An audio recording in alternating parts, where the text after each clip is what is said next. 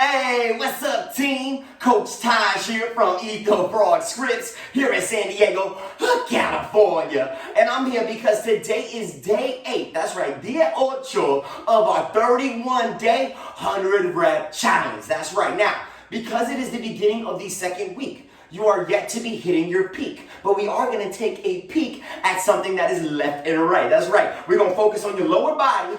And you're going to be more than just a hottie. And you're going to look like more than just a Ferrari. Because we're going to hit these lateral lunges. So you're going to go left and right. Giving it all you might. You know what I'm saying? Keeping it more than tight. You know what I'm saying? So with a lateral lunge, you want to make sure you have enough space to go left and right. Alternating is that first variation I'm going to give you. So with a lateral lunge, you want to make sure, once again, you have plenty of space. But you want to make sure that you're able to keep your eyes, your chest, your head, everything facing forward, even though you're going a different direction with your lower limbs. Now, with a lateral lunge, notice I'm going to take a long, wide step, and I'm sitting my butt back and down. Now, my hands are staying above my collarbone. I'm shifting my butt back as if I'm sitting in an invisible chair, and I'm really dropping my butt down and into the leg in which I stepped outward. Now, the leg that stays planted, that leg is going to stay straight, so we are putting the majority of our load in a leg in which that's stood over, and that is bending at the knee. We are now dropping our weight into that thigh, dominantly also into that glute, because we are shifting our hips back. Now, the reason why we're shifting our hips back is we want to take the load off of the knee. We don't want to put any load into our knee. If you didn't know, your knee is a mobilizing, not a stabilizing joint. So we don't want to dump load into it. We want to shift our hips back so that weight is going into the surrounding muscle groups. Now, when you shift your hips back, take a look down at your knee. Not consistently, just that first step. Notice what your knee is doing. Ideally, your knee is behind the front toes, and you're noticing that the knee is in line with those toes. Now, as you sink down, keeping the hands up is very essential, because if we drop our hands, more than likely your eyes will follow, your upper body, your head, your neck will follow, and then guess what happens? We lose our posture. That makes you very vulnerable in the spine, especially in the lower back, and you can potentially tweak anywhere from the neck all the way down to the lower back, just the entirety of the spine. So to protect that back, to protect those knees, to really get everything that you need with these, sit that butt back in that invisible chair, and then power up from there. You know what I'm saying? Now, once you power back up to the middle, you're going to repeat that same process to the other side. Now, notice, every time I drop my butt down, I'm really shifting my hips back. So from a side view, what you'll notice is as I step out, butt's going back. So if you have a hard time shifting your butt back and you're finding yourself here, and your heel might be coming off the ground, an easy thing to do is before you step, start to shift the hips. You'll naturally sit your butt back a little wider and then be able to power up while keeping your chest and eyes up, all right? Now, if you also have a tendency, let's say if you're not only struggling with the lateral coordination and consistency of this movement with the lateral step, because it's just not, usually we're walking forward, maybe we're moving backwards, but when it becomes multi-planar and multi-directional, it can be very difficult for a lot of us to make that mind-muscle connection.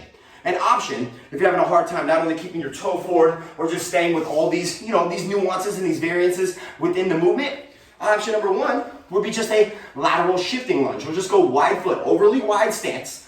You're going to then shift your hips back, and you're going to sit your butt back and down. Now, notice I'm shifting to my right. I'm pretending like I'm putting my right butt cheek onto half of a chair. You're just sitting that butt back and down. You're putting the dominant load into that bent leg. The other leg is staying straight, both toes are facing forward, and my hands are up. Power up to center, and then shift your body weight to the other side.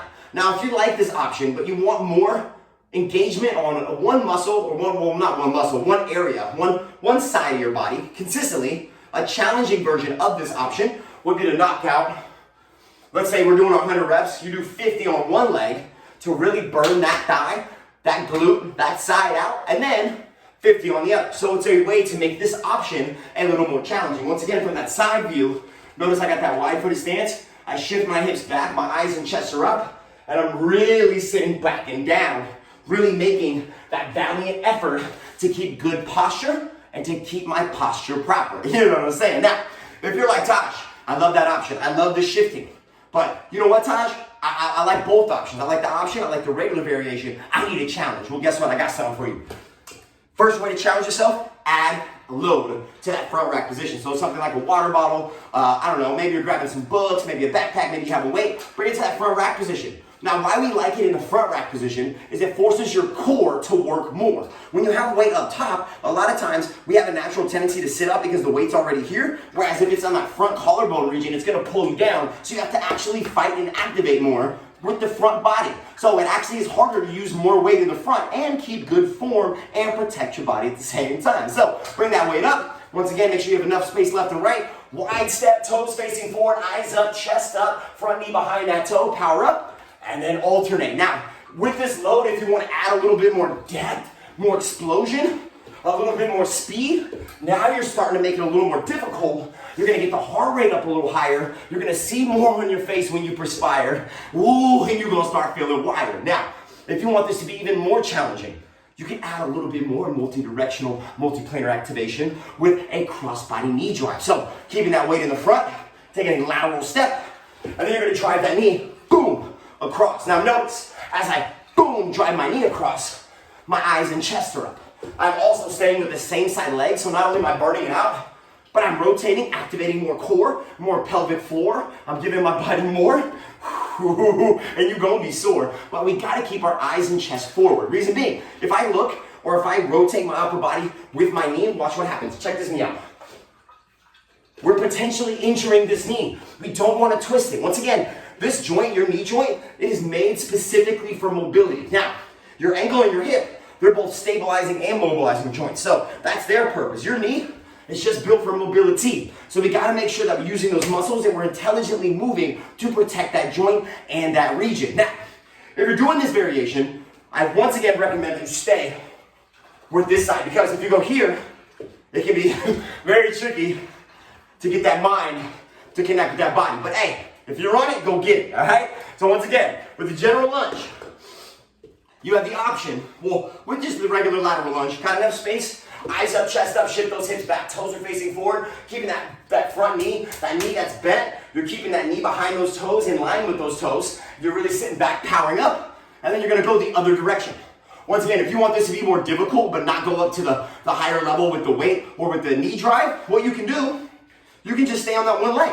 So you're driving over, power up. That's a great way to not only burn that single leg out, let's say you do 50 on one, 50 on the other, but you're still staying within the more basic version of the movement. If you need an option, feet go wide, shift the hips back like you're sitting in a nice, deep chair, and you're gonna feel that deep, deep drive. You're gonna feel expansion in the mid groin and the inside of those legs, and you just opt out for alternating, or if you want more of a challenge, you can just sit, boom, boom, on one side. You can always add a weight here. And then once again, if you want that crossbody, that next level with that weight, whether in the front, whether on the back, whatever you choose, get that knee drive, you can even add, say you don't want that weight. You're like, Taj, I just want more core.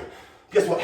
Boom, keeping those hands up, boom, keeping those hands up. Boom, keeping those hands up. You know what I'm saying, baby? It's like a party. We're keeping them hands up, and you know we trying to dance up. You know what I'm saying, baby? So, once again, lateral lunges. We got a multitude of variations. Make sure you got enough space. Eyes are up, chest is up, spine is protected, knees are in line with those toes.